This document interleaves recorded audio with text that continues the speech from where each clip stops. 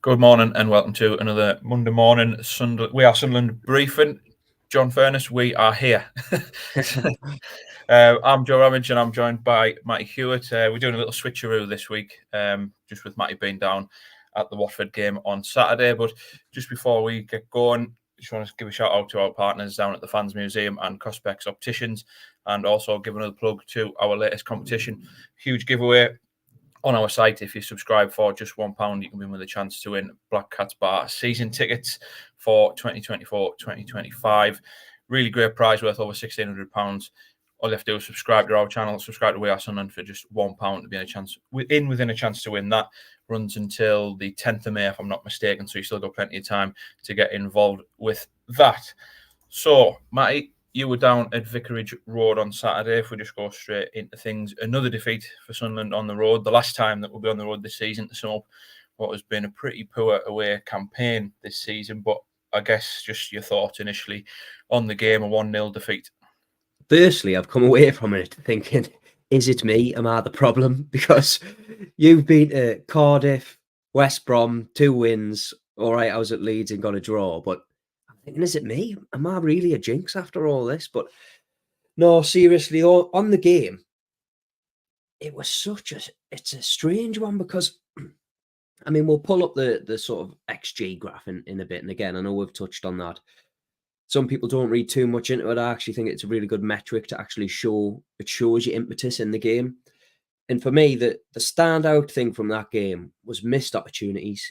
Sunderland were, in my opinion, the better side. First half, look, it was a drab affair. Tom Cleverley's right to sort of say it was boring. But Sunderland had plenty chances. I mean, we've spoken about strikers, and again, it that conversation reared its head again after the full-time whistle. And again, it's something we'll get into a bit later on. But I actually thought Adil Al-Shish played really well up there. And it's something that I asked Mike Dodds in his post-match press conference. Was that what you wanted to see from Bradley Dack the week prior? And the answer was yes. Now, what didn't work in Sunderland's favour, I don't think, this weekend was the fact that Watford they've played with a 3-5-2, but they played with a 3-4-3 and matched Sunderland. Now, first half in particular, when Sunderland tried to sort of play out from the back, it didn't really work because, again, Dodds said after the game, when you're man for man with an opposition like that trying to play out from the back, you need a focal point to sort of play off and aim for up front. So, for example, Ross Stewart and Ellis Sims would have thrived in that game, and that gets Sunderland further up the pitch. You can play off second balls and go from there. But again, I actually thought Adil Al-Shish played really well, but it was just a case of missed opportunities. And we've been here so many times before. Sunderland I don't think they played particularly poor, but it sounds hypocritical to say that, because when you look at the results overall, it's not good enough, is it? No, you're right. I just want to touch on something there in terms of Mike Dodds. What was the general mood after the game? Was it one of just complete and utter frustration because of that? Was it, could there have been things that they've done better? I'm just interested to gauge what the mood was. Yeah, I think it's hard to put your finger on because, after the game, you come out and you see Mike Dodds getting a lot of flack, and I understand it because results, again, he admitted it. He's not, naive. It's a results-based business. Now, again, I don't think Sunderland have actually played pretty poorly. I asked him after the game, look, like, your results, how do you look back on your tenure so far? Because, again, today, it was fine margins. I think Watford had 3 shots on target, and the one that, they hadn't on in the second half, it's gone in. For some, like we've said last week, it's just so difficult to put your finger on what is the matter, because it wasn't a particular, that Blackburn game was awful. It was horrific. It was nowhere near that level of abject performance. They had a bit of fluidity. I actually thought it's probably one of the best I've seen from them away from home, but that probably doesn't say a lot for the grand scheme of things of how things have gone this season. I'm not making out that, Dodds is sort of coming out all happy, clapping. He's well aware that results aren't good enough. But I think some of the comments on social media to suggest that Dodds isn't taking any blame and he's putting a lot of that on his players, I don't think that's right. I think that's actually incorrect. He's actually come out and said a number of times that look, it's on him, and he will throw himself under the bus before the players, and he will admit it when he got it wrong. And again, I think this weekend there wasn't anything that he got wrong. He said he couldn't criticise the players. It was just a case of, I think, as we've spoken about again so many times, it was just lacking in quality. Sunderland just lacked quality in the final third. And when Jack Clarke has an off day, which to be fair, he did have an off day, Sunderland struggle, and that's just the reality of where they are. Yeah, I mean, Dodds has certainly questioned them in the last couple of weeks, hasn't he? We spoke in the preview show in terms of he questioned the mentality after last week's game. Obviously, the ball run comments and things like that as well. The Blackburn game in particular, he gave them the silent treatment after that as well. So the last couple of weeks, I think you're right to say that. On the selection, and you mentioned Al-Shish there, was that a surprise? Every other week, isn't it? We sort of don't quite know what to expect up front. We've been a big advocate for keeping Job up there really for the stretch down of the season, and he had a good few games there. Obviously, changed with the injury to Dan Neil. Are you surprised that he didn't go back up there? I know you said that Al-Shish played well. Yeah, I mean, before I go into it, what did you think going into the game? Did you predict a back four? I can't remember off the top of my head. Yeah, I thought it would have gone back four. Just based on the comments of last week, trying to get more bodies forward, trying to just make something else happen in the final third. I thought it would have been a back four. Yeah. So even when the team sheet came out, I thought it was a back four. Yeah, same. So then when they lined up, when I saw that Styles was over at left wing back, I was quite surprised by that. Yeah, same.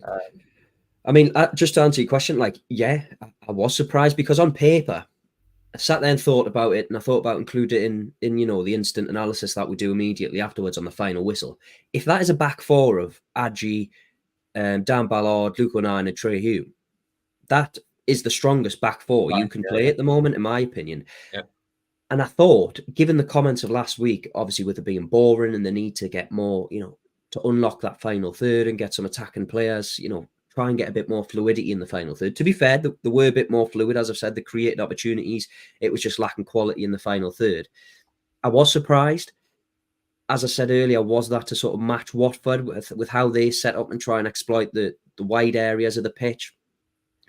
I think if I am going to be critical of the shape, I did a piece before during the week about Callum Styles, giving him an opportunity in that central midfield role. And I do think that sometimes when Job and Pierre play there's a bit of a lack of width. I do actually think they did a good job in nullifying the play through the middle, albeit that's where Watford's goal came from. But if you watch that side, I think Adji's out of position, and Callum Styles is tracking back from left wing back. Yeah. And he's been done for pace. Now that for me is the downside to his game. Is if Sunderland have a Dennis Serkin in there or Niall Huggins, they're quite nippy, they're quite pacey. Now, I think if you are going to play that system and have the fluidity that we're missing, I think they are missing the personnel to do it. I think they have the personnel in the squad to play that way, but at the moment, they just, I don't know, it just seems like it's missing something. From when they tried to play out from the back, they were nullified a lot by Watford. And I think Callum Styles was just left. It wasn't particularly his fault because the space was in behind him. Could you have been aware of it? Maybe. But yeah, the shape. I would have liked to have seen them, and I'd like to see at home them go in with a back four. But if I raise something before we move on, something that me and you have spoken about sort of off the pod, is Dodds' comment to suggest that it could be nothing. It could be nothing. I could be clutching at straws. But Dodds made a comment about, potential manager. They could want to play with a back five or a back three. And yeah, it may have just been a passing comment, but that'll be interesting to see whether that plays into anything into the summer. Has there been sort of a suggestion that, the next coach wants to play that way, so Sunderland should try to play that way? It's interesting. We don't know the answer to that, and we'll never find out that until, whoever it is comes in.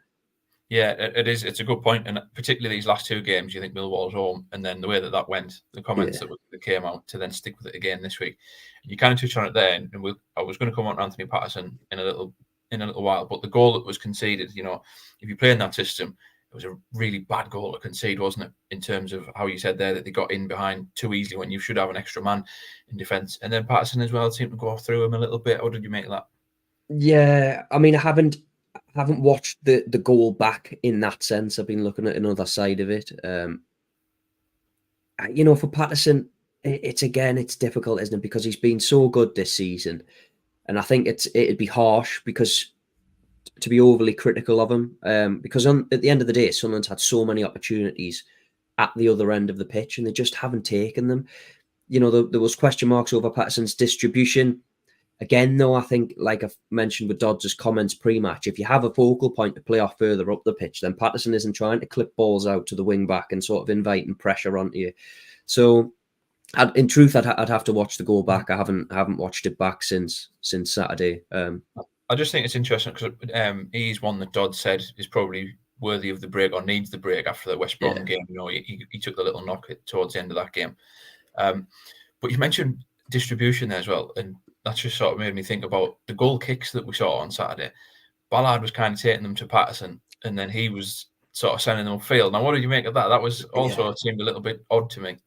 Now, I cannot for the life of me remember which pod this was, but I was listening to a pod recently when I've had the dog out, and that was something that infuriated a former player. Why?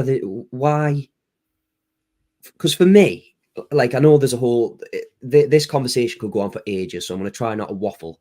But football's got this sort of sense of playing out from the back, and it's obviously Pep Guardiola's impact and influence on the English game, but I don't get it. I just don't get it. Like, for the goalkeeper to stand over one side of the box and a player to be over, I just don't understand it. I mean, for me, Sunderland, look, we know that they can play out from the back, but in the first half in particular, it just it didn't really work. I think when Dan Neil's not there, they miss somebody who's comfortable and willing to take possession and play through the lines. So a lot of the time, as you say, it just ends up sort of going out wide and aiming for wide areas of the pitch. They don't tend to come back inside and sort of operate with triangles, fancy passing in and central areas of the pitch. And it was just a bit congested at Watford. I mean, both sides, that Watford weren't great, but for them to now move above Sunderland, I mean, you know, what does that say?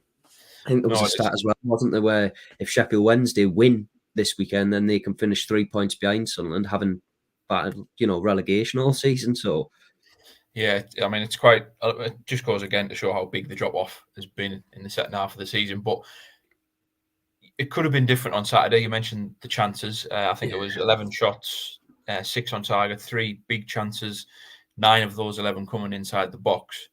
If you think of some off the top of your head, you think of Jack Clark's in the second half where he comes inside and curls wide. Chris Rigg in the first half, you know, saved wide. Trey Hume in the first half as well when he found space, sort of 6 yards out. And obviously right at the end, Patrick Roberts. There's two sides to it, isn't it? Because you can be pleased that they're creating chances again, finally, after a couple of weeks, you know, where we've seen very little. Then on the flip side of that, it's just, again, the problems that we've had all season, that we've seen from the team all season, just not being able to convert these big chances. You can't miss some of those chances, can you, at any level? Yeah, I mean, obviously Sam's just got in touch and mentioned that comment there. I mean, that's pretty indicative of what we've sort of been seeing all season. But yeah, if I pull up the XG sort of graph and chart, I mean, look, you look at how flat it was in the first sort of 40 minutes before it sprung into life with that Chris Rigg chance. I mean, that is probably the story of the game. I mean, first 40 minutes, it was really flat. But after that, Sunderland were just in the ascendancy. And you look at the percentages up at the top, you know, if they played that game 100 times, Sunderland statistically would have won 65 of those 100. But again, look, it's not about, you know, speaking, you know, hypothetically. They are good chances, cutting-edge chances. And I think you're right to say, look, this has been an issue as well. If we go back to Mowbray, because of how high the XG was, Sunderland weren't necessarily performing at that. They weren't scoring the goals that expected goals sort of came in at. But yeah, on a game like that, to just to come away with nothing, it's disappointing. And Dodd said something post-match afterwards that, you know, he felt his side should have won the game. And, you know, look at that chart in itself without even watching a replay of the goals. I mean, we are statistic based over here, but it's true. I mean, some of those were good chances. Again, I haven't seen the Chris Rigg opportunity back yet, but my first instinct from sitting in the press box was he probably should have scored there. All three of the ones that I mentioned. I mean, even the Hume one as well. But Rigg, Clark, and Roberts, you would have backed to score. I think Rigg, the first touch, perhaps let him get away from him a little bit. Clark, I think if he's fit and firing, since he's come back, you wonder sort of where his fitness Yeah. is, his sharpness, because those are the chances that he was just putting in that bottom corner, almost at will in the first half of the season. Yeah. And the Roberts one's the one that obviously grabbed the headlines. But the thing about the Roberts one is that's the first time that we've seen Sunderland break swiftly, fluidly, and threatening for such a long time. And in fairness to Hamia, you've got a striker there who must be so low on confidence the way this season's gone, desperate still for a first goal. And you're thinking, well, go on, have a pop yourself. But then he actually plays an excellent ball inside. Yeah. And it's on a play for Roberts, and he just can't get his feet sorted. And, that's kind of summed his season up as well. No goals for him this season. Just huge, huge moments. Yeah, I think if I pick up on that first point that you mentioned, the Jack Clarke thing now, I'm not going to be overly critical of Jack Clarke because, look, he's been Sunderland's star performer. But it was something that I mentioned in the instant analysis bit afterwards was exactly as you've said there. You look back to that Hull game down at Hull on Boxing Day where so many times he cuts in off that left-hand side onto his right and picks out the bottom corner. He had 3 or 4 opportunities in the second half where he's done that. And he just couldn't connect well, like with the ball. It was sort of scuffed, low, tame efforts, and it was easy for Daniel Batman. But yeah, in the first half, if I just touch on that, Watford actually did a good job on him. I think Ryan Porteous and the young sort of right fullback for Watford, Greaves, they actually kept him pretty quiet. They did a 2-on-1 job, and Jack Clarke struggled. So yeah, I mean, this is it. I feel like it's just we're left going over similar ground, aren't we? Because at the end of every game, because it feels like the season is trudging to a close. And I think you're right to mention the Patrick Roberts one, somebody who I thought would have started, if I'm being completely honest, at Watford. But I think that's maybe testament to the way Chris Riggs played. He did have that good opportunity. It just feels very, very flat at the moment. And you mentioned Hamia's confidence being low. I think in truth, there's a lot of players in the squad whose confidence is low, and I think that's also going to play a part in recent performances and why they haven't got results. No, that's a good point. And there's a question here that's coming from Louise asking the team, or sort of a statement rather, saying the team are badly coached. Now, I just want to kind of touch on that. I don't necessarily want to say are they badly coached, but do you think that there's an element of overcoaching here almost? Just we spoke there about playing out from the back with the keeper and things like that, and early on, when you were watching it, there was a good bit where I know obviously all managers are shuffling the players around, but you could see how Dodds was trying to get the players into a certain position every time from sort of restarting the game from a goal kick. And that sort of question did go through my head. Is there an element of overcoaching? We spoke tactically. Has he gone too far? You think of the Swansea game in particular. Is there almost a case of it being too sort of coach orientated rather than just saying trusting some of these players to go and do kind of what we saw with that flow and counter attack at the end of the game? Yeah, it's interesting that you say that because I'm working on a bit that's going up later today, just including Dodds' comments on that. Now, I spoke with Phil Smith, obviously from the Sunderland Echo, and we spoke about that in terms of, are they overcoached? And I actually think to a degree, they are. I think that's why Tony Mowbray's young side played so well, because they were given the fluidity and they could go and do what they want. They obviously had a defensive structure, and look, there were games, where they didn't keep the clean sheet or teams found their way through. I think, the Blackburn game is a bit of an anomaly. Look, it was dreadful. There's no beating around the bush. It was absolutely dreadful. I think, we've spoken about, again, sort of XG and things like that and the trends line, and we pulled it up last week, I think it was. There can be no beating around the bush. Look, Sunderland actually needed to tighten up. They needed to be a bit more solid, because the manner at which goals were being conceded was a bit comical at a stage under Michael Beale. You look back to Ipswich, that free kick that just got swung in. I mean, that was poor.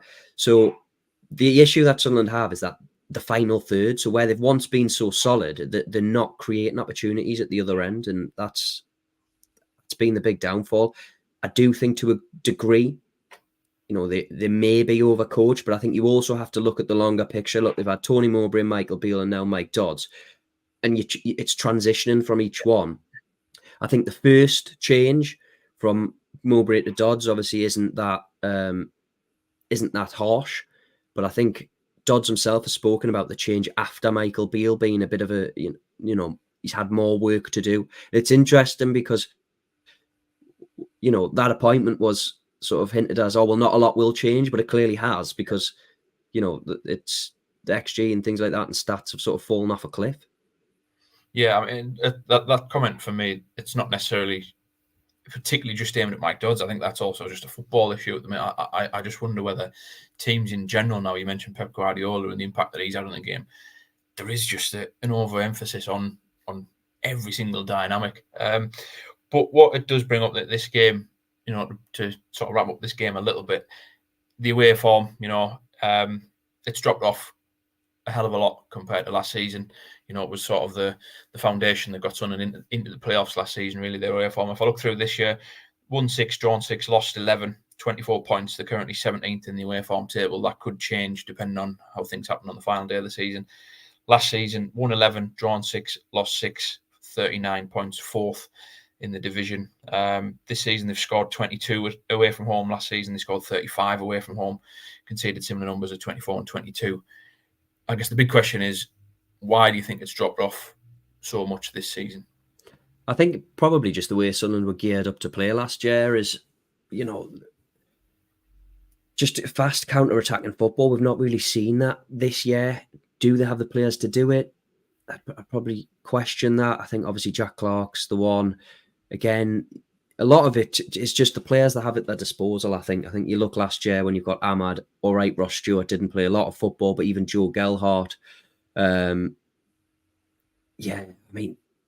You had sort of blockbuster and X Factor at the top end of the pitch, and they haven't had that aside from Jack Clark this year. So I think that is, in truth, the main sort of reason behind it, just the difference in quality between the two squads. Obviously, last year to this year, it's a lot younger. It started quite well as well, just shouldn't you? There, yeah. Got the win at Sheffield Wednesday, got the win at QPR, Blackburn, all of those came in the sort of opening weeks of the season. It's just then really, really dropped off to the point where, like you say, they've looked like a different team, haven't they? Yeah. Like you say, I do think Mowbray's side were probably geared up better to do that. And part of me does feel a bit sympathetic for Dodds in the sense of how do you implement a style of play, because he's there for 12 games or whatever it was. So what is he meant to do in that time? Is he supposed to try and revert back to what he knows?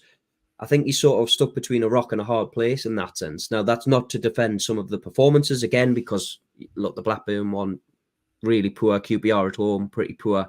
Away from home, if you look at the last couple of games, obviously Cardiff, West Brom, Leeds, 7 points from 9. It's not too bad. I thought they turned a corner. I'm sorry if you can hear my dog kicking off in the background because he's just on one this morning. But yeah, I was a bit disappointed. That's what I was overly disappointed with the Watford result, because it didn't back up, the recent good performances that we've seen. No, it's again a really good point, but it's something that they're going to have to sort out again next season. We were saying off the back of last year, if you can sort of maintain a similar level of that away form, but improve your home form, because that had been the issue, then you could be on to win it. This season, both have kind of dropped off. Although in saying that, the home form is actually slightly better than last year. Incredible as that sounds, they've lost more games at home this season than they have last season. The home form is a couple of points better off, but it's just across the board, isn't it? And that kind of sort of leads itself to the style of play and things like that. Do you think that is a discussion that they need to have internally in terms of this is the type of team that we want to be? Because you're saying they're away from home set up to be potentially a counter-attacking team, and we saw that right at the end with that Roberts chance, for example, how effective that can be. Or are Sunderland in a position where they need to be sort of the aggressor in one of the teams who'll come, doesn't matter whether it's home or away, come and try and dominate games at this level? I think that's the key thing, isn't it? That's why a lot of fans and supporters are feeling so apathetic, is because of how good the football was under Mowbray, and now if you fast forward to where we are under Dodds, it's again, I'm not laying blame at Mike Dodds' doors there. I think there's plenty of factors that play into it: injuries, suspensions, changing of managers, changing and people leaving the club. I think you have to decide what this is the issue, isn't it? This is the crux or the underlying issue that's sort of been prevalent throughout the whole season, is what direction do the club want to go in, both on and off the pitch? So, yeah, look, there was a 5-year plan to get back to the Premier League. Now, obviously, next season will be year 4, I believe, of the plan, or the third one, if you want to talk in full No, yeah, fourth full season, isn't it? Yeah, I think a lot of it again will depend on which direction they want to go in with a head coach. Because do they go for a pragmatic approach that's going to get you up, or do you want to, take because there's talk of obviously like people like Danny Rowe, Ramage is someone that's been mentioned. I mean, again, there's not a lot of experience on the side of Ramage, but he's an upcoming coach. Style of play, it's a balance, isn't it? Because at the end of the day, as Mike Dodds has said, results are what you're going to be judged on. So you could play the most anti-football in the world, but nick every game 1-0 and end up winning promotion. I'm pretty sure every Sunderland fan would take that. Or you can play free-flowing football, attacking and have an identity, but finish in mid-table. We've seen what finishing in mid-table does this year. I'm pretty sure every supporter would take promotion with, not the best style of play. At least you're in the Premier League. At least you're back where you belong. So again, a lot of it will depend on a head coach. And I do think that the club actually need to come out at the end of the season and sort of say, yes, look, we'll hold our hands up. We've got things wrong. There needs to be an improved channel of communication. This is what we want to do. Because since Michael Beale's left, there's been nothing in terms of no update. We've had to obviously ask Mike Dodds. And again, I know the plan was always for him to sort of be in charge until the end of the season. But there was a stage where, that was at 6 games without a win, where suddenly you're looking over your shoulder and thinking, oh, could something happen here? It hasn't. But that you felt like that was a time where somebody was going to come out, just give us an update on the head coach search. Now, I think Dodds has effectively bought them time with, the wins over Cardiff, West Brom, and then even that point at Leeds, that was a decent run of form. But yeah, what do you think? I mean, it's tough. Yeah, I totally agree that, that there's got to be some sort of clarity and sort of a roadmap laid out, to be honest, at the end of the season. We hear Kristjaan Speakman speak quite a bit in transfer windows and things like that. And, I know last year he did a couple of interviews sort of pre-season time. I personally think it needs to go above that as well now. I think the club and supporters need to hear from Kirill and to see what's going on, what are the sort of reasons for what have happened this season, and what's the plans to rectify it and build the bridges that we were sort of speaking about last week. Because we've not really heard from Kirill Dreyfus since he came into the club. Obviously entitled to do that, but I think given the way that this has gone, the second half of this season, obviously we're going to come on to some rumours about Kristjaan Speakman perhaps leaving the club as well, but that would certainly lend itself to Kirill Dreyfus being the one who would need to come out and sort of address sort of his time so far, and then what comes next. Is he the one to be able to push Sunderland on, and is the finance there to push Sunderland on to where they need to be in what they've seen this season? Yeah, I mean, I certainly agree with the Kirill Dreyfus line. I mean, again, we'll mention the Kristjaan Speakman rumours. Obviously, there's talk of him supposedly leaving the club. I think Lyon's one of the clubs that's been named. I mean, I don't know where that rumour has come from, but it's just interesting that is a rumour at the moment, because Kristjaan Speakman's future is the genuine sort of topic of conversation there. Personally, I think a lot of it comes off the back of how poorly this season's gone in terms of recruitment. Now, I think if you look at the tenure as a whole, they have got them back up, they have got them promoted. The recruitment has been, on the whole, prior to this season, I think, has been pretty decent. The glaringly obvious issue is a striker, isn't it? They need a striker.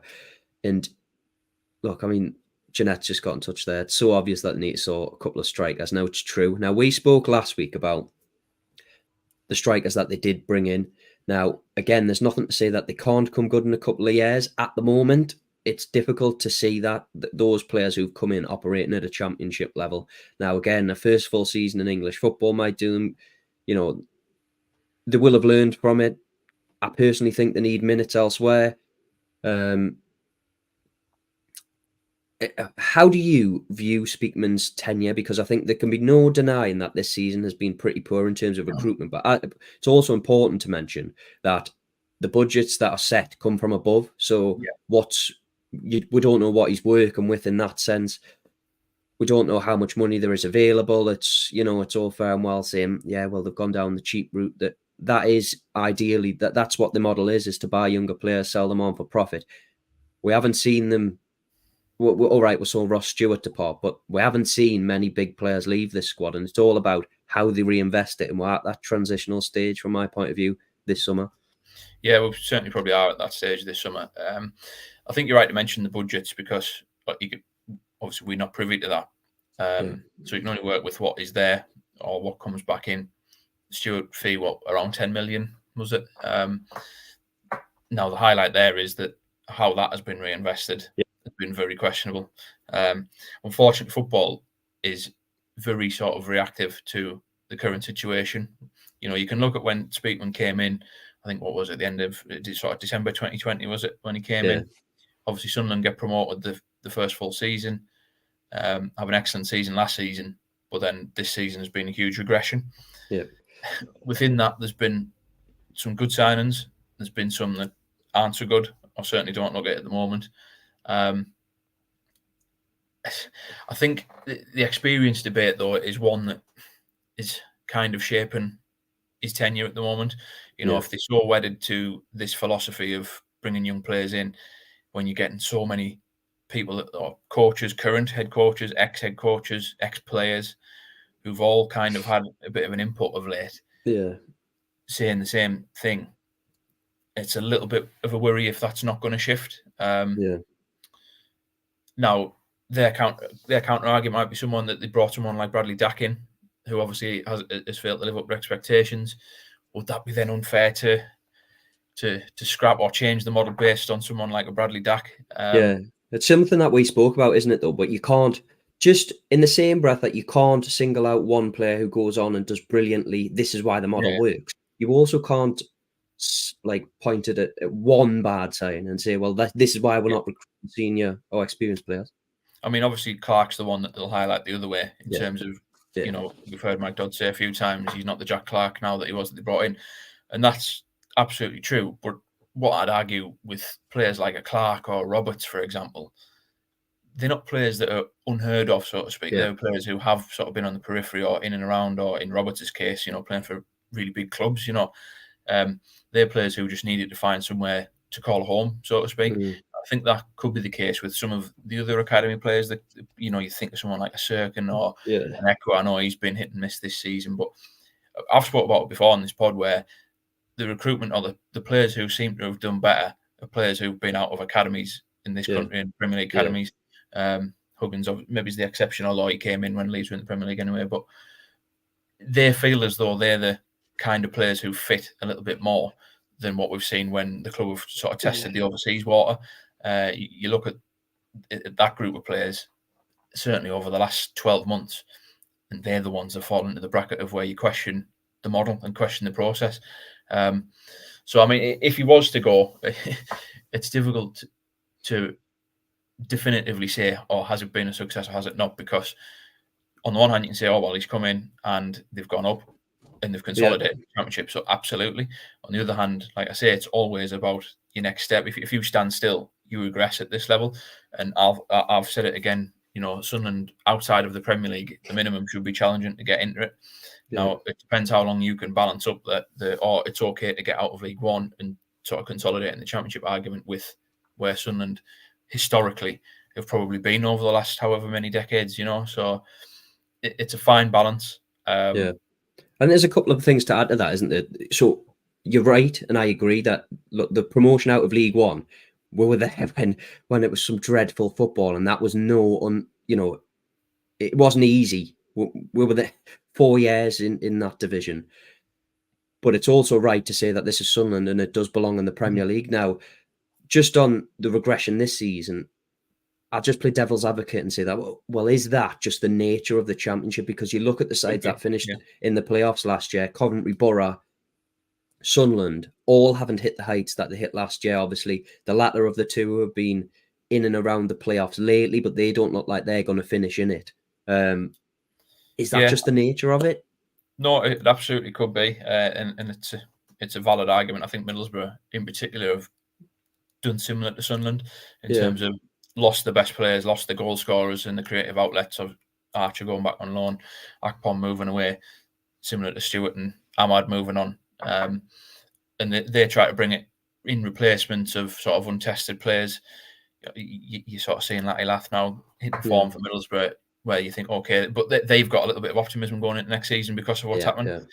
You contrast that now with Sunderland, and it just seems very, very flat, where the emphasis is then on questioning the recruitment rather than seeing progression. Yeah. If we could have seen someone for Sunderland, one of their 4 strikers, for example, be shown a bit of form at the end of this season, where you can think, oh, okay, they've had 6 to 8 months under the belt in the country or in the region, getting used to the culture and things like that, and starting to see some output on the pitch. You could at least think you can see some idea and some philosophy behind it, but at the moment there hasn't been any of that.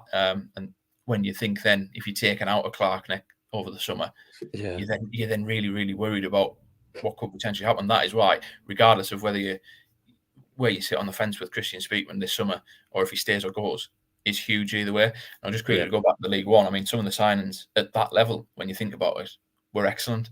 Yeah, players that came up with help them get about League One and help them achieve what they did last season. So it needs to focus more on sort of that for me than what we've seen over the last 12 months. Yeah, interestingly as well, before I forget, because I have it in my head and then forget things, but the Joe Bellingham thing, he's the only one who's really sort of been a consistent signing from the summer, and he came from Birmingham. So I do think it's worth mentioning, obviously, the adaptation period. I think the issue has been that there was too many signings of that ilk that have had to have time to adapt and get used to the way of playing. The one for me who, I don't know, I'm disappointed that we haven't seen a little bit more of, or hasn't offered as much as what I maybe thought would have, is Romain Mundle. Since he was first sort of, thrust into things, we haven't seen a lot of him. And now, again, maybe we're sort of victim or culpable of doing that as well by, the Jack Clark who's going to fill his boots type void when, he could be a different player entirely. But he's somebody who I thought would have taken the opportunity in like Patrick Roberts' absence on that right-hand side. But it's been Chris Rigg. So again, that's no slight on Chris Rigg, thoroughly deserved it, being, one of the, the top performers in recent weeks. But I think it's right to highlight that Mundle signing hasn't particularly set the world alight yet. Again, that's not to say he won't, because they're all young lads. But he's somebody who I thought would have had a bit more of an impact, should I say, in previous weeks. Yeah, I mean, particularly given the comments now, look, I know your head coach isn't going to come out and necessarily say that you haven't adapted or adjusted to life well, but both Beale and Dodds have actually highlighted him as in quite glowing terms, saying, there could be a real sort of player here. When he has played, like you say, we haven't really seen it just yet, because I agree, he was the one where you're thinking, okay, he had a bit of a good review, or, he's highly thought of at Tottenham, went over to try and develop his career in senior football in Belgium. We're seeing quite a lot of young English talent moving across Europe now to do that. So you're thinking he's the one who could have something about him. No, it is early to judge him, and he's come into a difficult situation. We spoke about the managerial transitions and things like that. But again, he's another one where you think, right, pre-season, we need to see what you're about. Because we've said it before in these pods, those wing areas, particularly if Clark is going to go in the form of Roberts, they're wide open next season. That they are anybody's to grab that shirt and make it their own. And if you're coming in, now this goes back to Speakman, there was a sizable fee there. He reported around £2 million. You need to see an output from someone who's cost the club that sort of money, because if the club are, they're living within a certain parameter of finances, that's a hefty chunk of money to be paying for somebody. Regardless of age, you need an output from someone if you're spending that kind of money on players. So either way, the good thing about him is you can play off the right or the left, depending on how someone want to do things. But he's one who needs to sort of stake his claim. Come in and stake your claim for it, because at the moment we haven't necessarily seen enough. I know he got the goal at Southampton, but even after that, we haven't really seen him involved too much beyond that. Have we? I mean, he had at the time, I didn't want to get too carried away, but he had a good first half at Birmingham, if I'm being honest. I thought he played really well. But then I think that, again, it raises its head, this conversation of, are they overcoached? Out of possession, is there too much on them? Out of possession, is there not enough on them in possession? We've spoken about, simplistics, going back to back, like with overlapping full backs, wingers do their job. I mean, that'll like I help said, someone like Mundell as well. If yeah, you stick him on either flank, because at the time, you know, the way that the injury's gone, Hewitt had to go over to left back at times. You know, if you stick him on the left next season, for example, and you've got Serkin back fit and firing, you know, up and down the wing alongside him, that would aid him. Yeah, because Jack Clark's more of a ball carrier, and whereas I like to think that Mundell's more of a, you know, a running behind type winger. But this is the issue. Like we've said so many times, that I couldn't tell you the last time I saw. Okay, Jack Clark did it at Watford once, but I haven't seen a winger or even a forward get in behind, like just with a ball in behind. I haven't seen it. They don't sort of play that way. Whereas in the past, you would look for that Ross Stewart long ball over the top stretch, and then you can play in the space behind. You just haven't seen that, and I think that's what's been so frustrating. The problem is, there's obviously, again, a lot of sort of hypothetical stuff to this in terms of Clark going or staying. You know, we expect him to probably leave, but if he does, there's then so much emphasis on all of these players to be chipping in with goals. You've got 15 goals and 4 assists to try and replace in Clark. They haven't done it this season with Stewart and Ahmad, the players that have come in. So then, if you take another sort of double-digit haul out of goal contributions from over the last 2 years, you are desperately struggling to replace these goals. You know, you're talking, what, 30, 40, possibly even above that goal contributions from those 3 players in the last 2 seasons. Players like Mundell are going to have to, and there's going to be pressure on them to do that. And that forces, you know, pressure can do strange things to young players. You know, you're putting them in a potentially difficult spot by putting that burden on them to then be someone who can Mundell come out next season and get, say, even 10 goal contributions. Because this season, you know, Dan Neal's second with 9. Somebody's got to do it anyway. Somebody's got to step up and score and assist more. You know, but the emphasis is going to be on all of these players, certainly if Clark goes, because then you're really scratching around to find out where your goals are coming from. Yeah, I mean, we're sat there talking about the youngsters who are already in the building. I mean, there's going to be pressure on whoever comes in regardless, because that, no matter what, whoever comes in this summer is going to be compared to Jack Clark or his goals. I mean, Mike Dodd spoke about Joe potentially getting more goals, but again, there needs to be a definitive conversation about what sort of role he's going to play. Is it going to be as a 9? Is it going to be as an 8? Is it going to be as a 10? This has been the issue. There's so many question marks around this Sunderland side about, I think, aside from maybe if they have a back four, but even then, that's up for debate because they've been playing a 3 or a 5, I think that you don't know what the best team is at the moment. You know, players are out of form, players are injured. It's kind of felt like that all season. Yeah, that's been that. And again, it's right to mention that. It's not an excuse. It's right to mention that. The season's been so stop-start. I don't feel like they've put a run together. Like, whereas previous seasons, years gone by, I mean, you look back to that Alex Neil when he first came in, was it unbeaten in 18, something like that? Or 1 defeat in 18, something crazy like that. Even last season, I think they only lost 1 in the last 11. And they haven't gone on that run. That's ultimately the difference. And again, is it confidence? It's just because the players aren't who they've brought in aren't good enough. This for me, and again, there's 1 game left, and we'll no doubt have like a big wrap-up end of season pod where we'll discuss everything. But there's so many questions, and this is why this summer is massive. Starting with getting the right head coaching. 100%, couldn't agree more. Just one thing I want to say before we wrap it up, quickly go back to Watford. Be remiss not to acknowledge the sort of tributes paid to Charlie Hurley. You know, Watford put the image up on the scoreboard, you know, 87th minute, and the Sunderland fans were non-stop all after him and serenading his name. A real sad day for the club last week. But, you know, it really nice tributes as well on Saturday from both sets of fans and teams. Yeah, I mean, we had comments come through on social media about people who weren't necessarily going to go to the game against Sheffield Wednesday, but now they're going to go just to pay tribute to Charlie Hurley. I mean, I thought it was a real touch of class from Watford before the game, obviously mentioning, you know, putting a Charlie Hurley sort of image up on the big screens beforehand, to then say that in the 87th minute there'd be a minute's applause. And look, you cannot question Sunderland support this season, but that Watford away end is one of the best when you take into everything that's happened. Nothing to play for. Season's petering out. That's one of the best I think I've seen this season, and fair play to them. Like you say, the non-stop singing of Charlie Hurley's name, I think the first 7 minutes it was just non-stop, and it was superb. There was a cardboard cutout. I mean, it's just testament to the king, isn't it? I mean, someone who's so well sort of still received by Sunderland supporters. I know there was flowers on the gates outside of the stadium.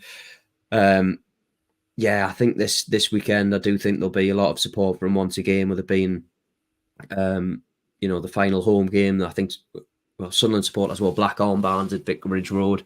I'm intrigued to see whether they do so again, or whether that's past now. But I do think, obviously, it's a good opportunity for Sunderland supporters to pay tribute to one of the finest players that's ever pulled on the red and white shirt.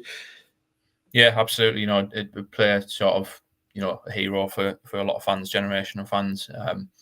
And here we are, Sunderland, we sort of send our thoughts, and obviously to his family and friends. Real shame for the club. Matty, thank you very much for joining us today. We'll be back later in the week to look ahead to Sunderland's final game of the season. We are almost there.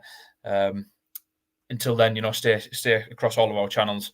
Make sure you subscribe to our YouTube channel to stay up to date with all our latest briefings, and subscribe to We Are Sunderland for just £1 for all the latest content and coverage. And there's still a chance to enter our competition where you can win a pair of season tickets in the Black Cats bar for next season. You simply have to do that by subscribing to We Are Sunderland to enter. Like I say, it's just £1. Great prize there still for another couple of weeks yet. Thank you for joining us, and we will see you again later in the week.